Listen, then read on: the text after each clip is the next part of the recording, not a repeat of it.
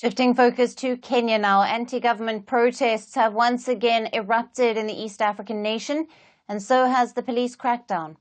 Sporadic rallies erupted on Thursday as small groups of protesters gathered in the Kenyan capital, Nairobi.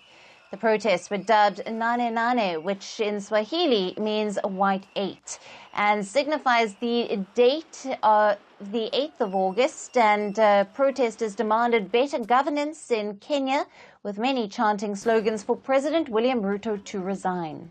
We would just want the current president to resign, because that would give us an opportunity to restart this country. We need to restart this country. Personally, I'm reliving the pre-independence days. I feel like we are in 1960s today, because if we want to redeem this country, we should start at the presidency, because we've noticed as a country that we never get the right presidents through elections.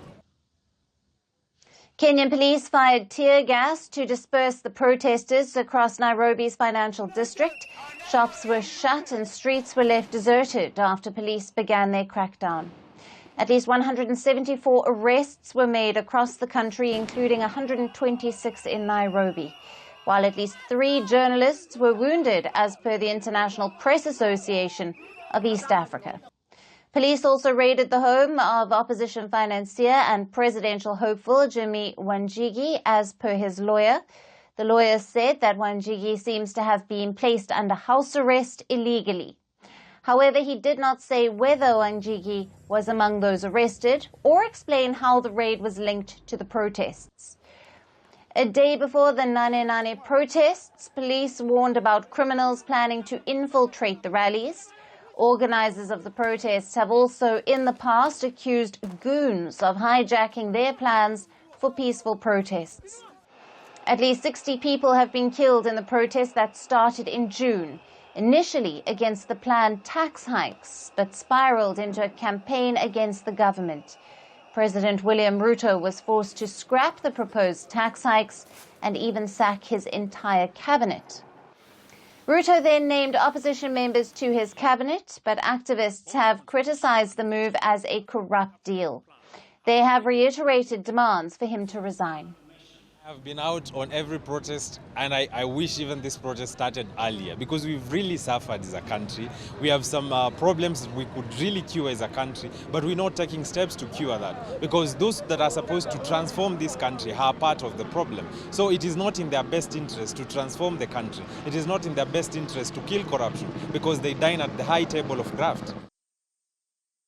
Ruto, meanwhile, says the new cabinet reflects national unity and will address the protesters' demands. He has also promised to investigate alleged abuses by the police during demonstrations. Kenyan police have been accused of using excessive force, firing live bullets at protesters, and rights groups claim dozens of people have gone missing. The protests have emerged as the biggest challenge for President Ruto in his nearly 2-year presidency. While Kenya remains burdened under a massive $78 billion debt, now its citizens have been facing economic hardships and a rising cost of living.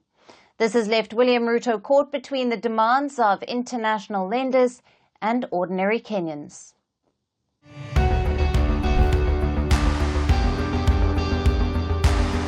Across continents, one powerful news source. Bringing you diverse perspectives on the issues that matter.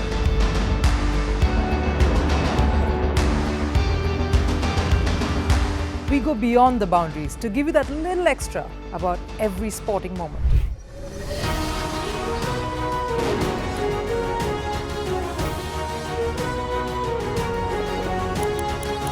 So thank you for making Firstpost 5 million strong.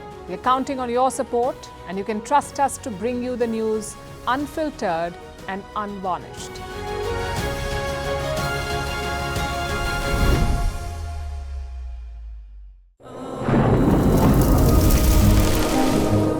Climate change is on our doorstep.